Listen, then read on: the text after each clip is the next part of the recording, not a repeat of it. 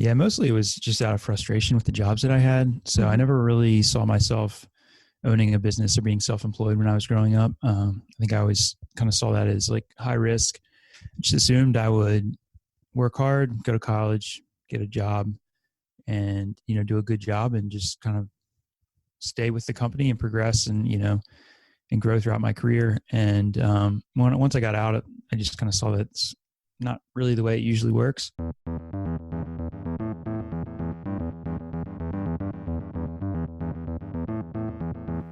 Welcome to the Couple Money Podcast, where we talk about how spouses can get on the same page, pay down their debt faster, and get on the path to financial freedom. I'm your host, Elle Martinez. Today's episode is brought to you by the free course 5 Days to 5K. Many couples I talk to know what they should be doing, right? Pay down that debt, save money for emergencies or whatever goal they have. The tricky part, though, is where do you find the money for those goals? 5 Days to 5K is a free email-based course that helps you find, save, and earn extra money on the side so you can reach your goals faster. If you're interested, you can sign up at couplemoney.com/5K. Starting a business, working from home, having a side hustle. You don't have to be online for 5 seconds before you see an ad, a site, or read someone saying how easy it is to get started. It's kind of half true. I would say that there are more low-cost ways to get started with making money on the side, but free? Easy? Nah. Whether you're working on the side through an app like Uber, Wag, or Grubhub, flipping furniture and other yard sale treasures for profit, or working strictly online, starting a business is probably the easiest part. Running and growing one, there's the work. I know some of you are interested in knocking out your debt faster, or you're saving up for a big goal. Maybe you want to buy a house or bump up your savings for your little one's arrival. And you're thinking, could a side business be exactly what I need? Honestly, it could. There is a flexibility that you have when you're in charge, but it's no cakewalk. So today I want to share my chat with Mark over at Vital Dollar about his journey from working in an office, starting a side hustle, to becoming a full-time entrepreneur working from home. In this episode, we'll discuss why he made that transition from employee to entrepreneur and when he knew he was ready, tips to help you guys use that income to reach your goals faster, and if you do become a full-time entrepreneur, how to live on an income that fluctuates. All right, let's get started.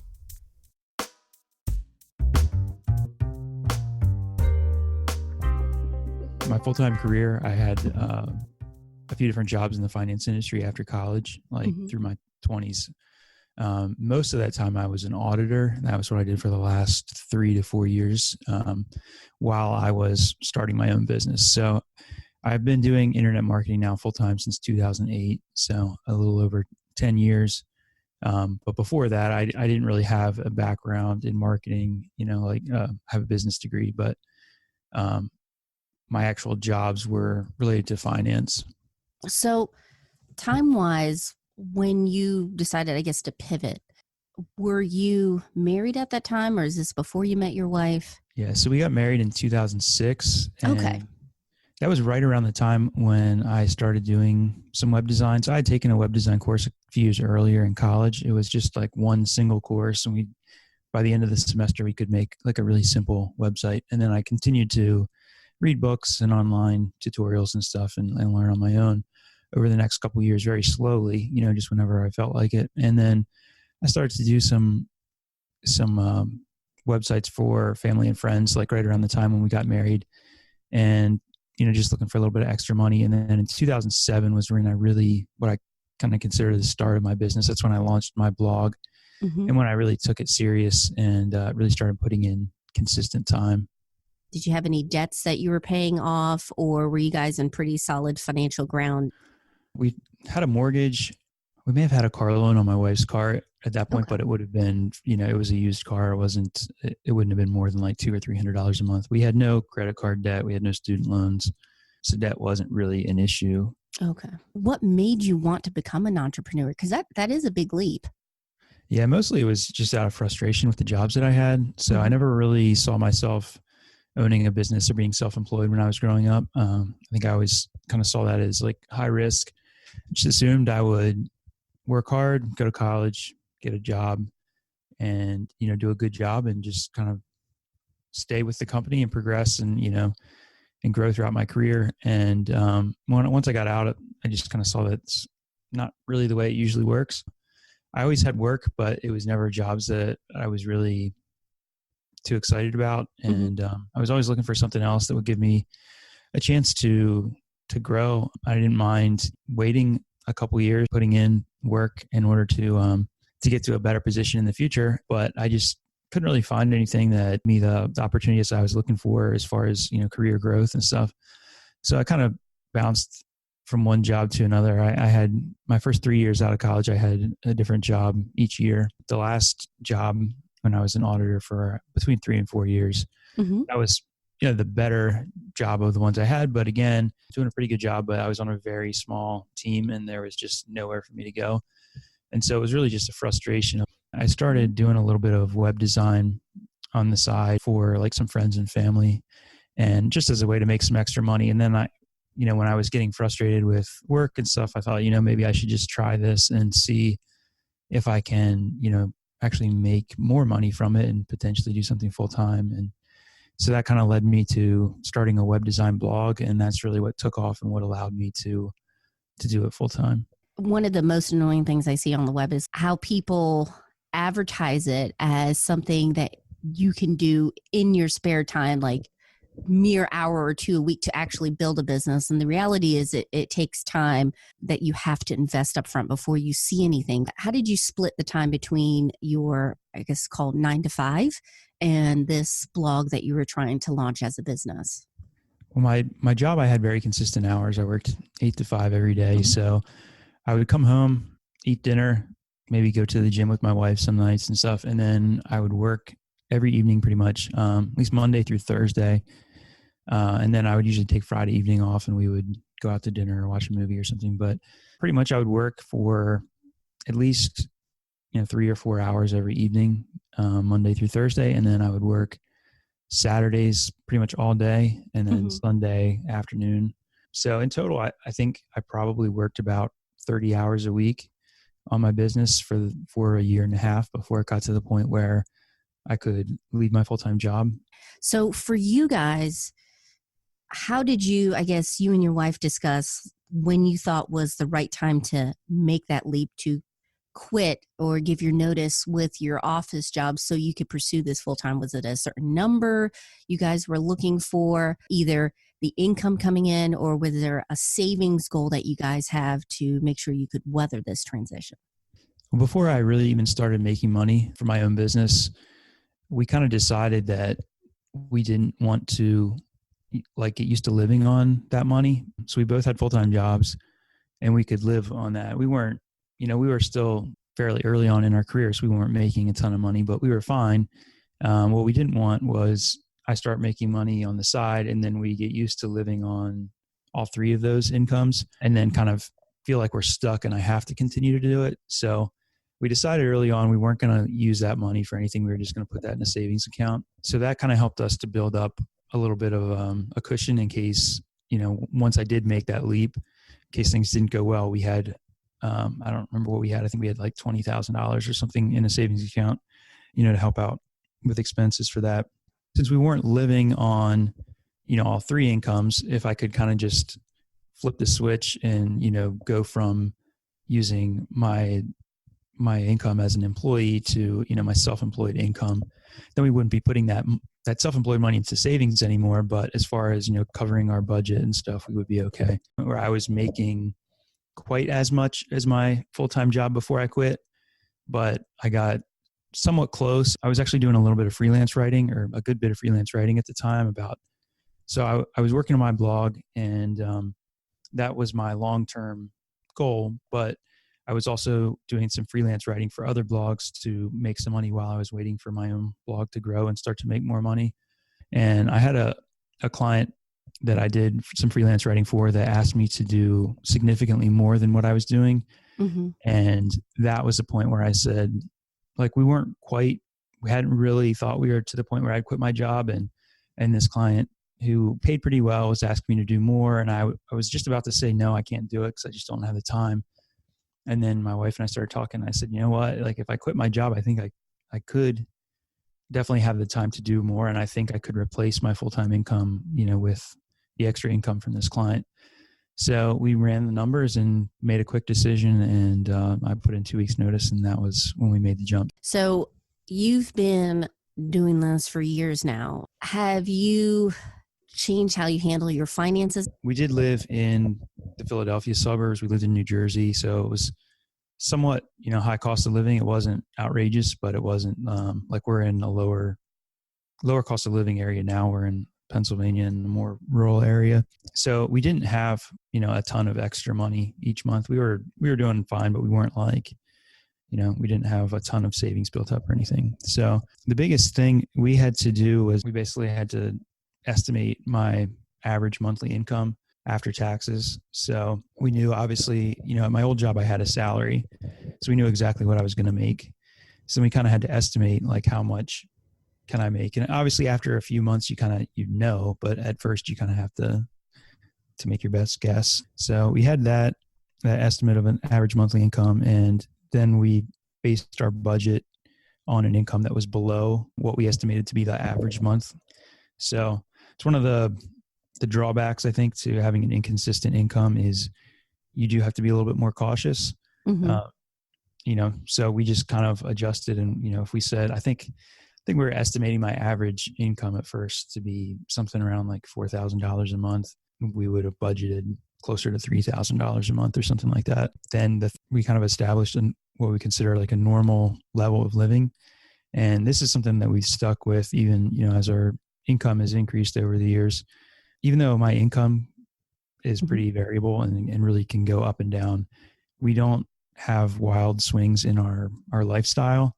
So like when I have a good month, we don't increase the budget. We don't go take a big vacation or, spend a lot of money going out to restaurants or whatever. We live a very even lifestyle.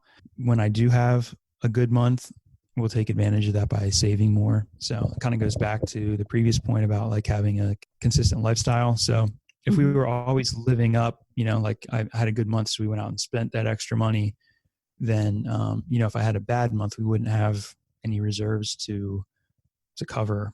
Well, smart. You guys stash that away. I know sometimes you see this huge balance and there's a temptation to kind of live it up for a little bit, but it's good that you guys have that discipline. I do keep more in savings than, the typical family would, because my income is so up and down. And also, my wife has been a stay-at-home mom now for the past 6 years. So we went from being a 2-income family with 2 people to a 1-income family with 4 people. There's definitely, more risk now. And, we don't have my wife's consistent income, to count on, even if mine goes down a little bit. That's all we got. So we do keep a little bit more in savings than we would otherwise. I would recommend having a fallback plan. If you have a few bad months in a row and you don't really see things turning around, then what do you do? And I think it's good to think about that ahead of time and have something that you can use to, sort of quickly start to make some money. Like for me, that's freelance writing, because that's what I've done in the past. And I've actually done that a few times over the years. So I've sold some websites, and so after I sold a website, then my monthly income goes down because I no longer own that asset that brings in money. So sometimes what I've done is after I've sold a website, my income drops. Then I've done some freelance writing to kind of, bring in some money while I'm working on other projects and building up other websites. That makes sense, because sometimes also the fear of not having a fallback plan, then you don't make that leap and you really miss out on an opportunity. I'm sure you enjoy being able to work from home, especially now as a parent. That gives you some flexibility with your job. Definitely. The flexibility is one of the biggest benefits for me, I think. There's also, I have the potential to make as much money as I can. I didn't have that when I had a regular job. So I think I would recommend embracing the lifestyle of the inconsistent income, and just the fact that you have opportunities. And for me, that also involves working from home and being able to run my own business and choosing the projects I work on. Not everybody who has an inconsistent income is going to have that same situation, but basically just embracing the good parts of it as well as the negatives. Before we wrap up, I want to focus on some key takeaways I got from speaking with Mark. The first one is have a purpose and a goal for your business.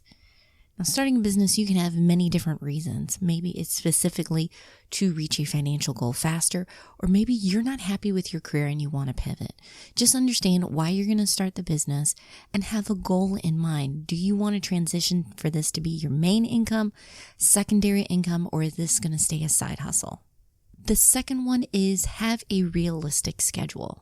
I know on the web, they love to advertise how fast it can be to grow and sustain a business, but that is not always the case. It takes a lot of work.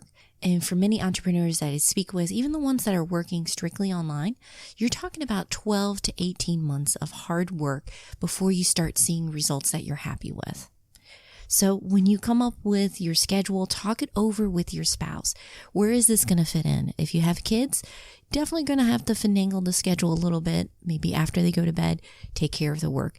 But you don't want to forgo your personal life and your family life over a side business. Make it fit with your schedule. After all, that's supposed to be one of the plus sides of being an entrepreneur.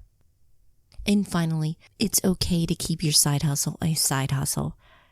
Some people may push you to make this bigger and better, but if you're happy with where your business is now, basic on the schedule and the income that you're receiving, you can keep it there. Don't worry, you can always grow it later down the line, but appreciate what season of life you're in and what your goals are. If you'd like to chat more about the realities of working from home and starting a business, please join us in our free and private Facebook group, Thriving Families. We're looking to support one another and help each other out with our goals. We like to swap stories, tips, give suggestions about resources. And if you have a goal that you're stuck on and you want to reach it, please, we'd love to support you. We're over at couplemoney.com/FB. Hope to see you there. Special thanks to Mark for being a part of the show. If you want to learn more about making money while working from home, please check him out at vitaldollar.com. As always, I'll have the resources we mentioned, as well as other handy tools to help you to save more of your hard-earned money. You can find it over at the show notes in Couple Money. Next week on the podcast, we're going house hunting. This is usually one of the biggest purchases we make as couples and families, but it can also be a trap and you can get stuck with a house that you just can't afford. I want you to see your home as a blessing and not a burden. So next week, we're going to go over how to prepare your finances and hunt for your dream home so that you will find the perfect place for you and still have money for other things. So if you haven't already, make sure you're subscribed to the podcast. You don't want to miss out on that episode. We're on iTunes, Spotify, Stitcher, you name it. Wherever you get your podcasts, we're probably there. Finally, thank you so much for listening and supporting the show. I really appreciate you guys emailing me with your suggestions and questions, the conversations that we're having over at Thriving Families, and that you're sharing your favorite episodes. Thank you so much. I want to make money less intimidating for couples and also move it away from just talking about numbers, but talking about goals and what you guys want to achieve. So thank you again for your support. I really appreciate it. I hope you have a great week. Take care.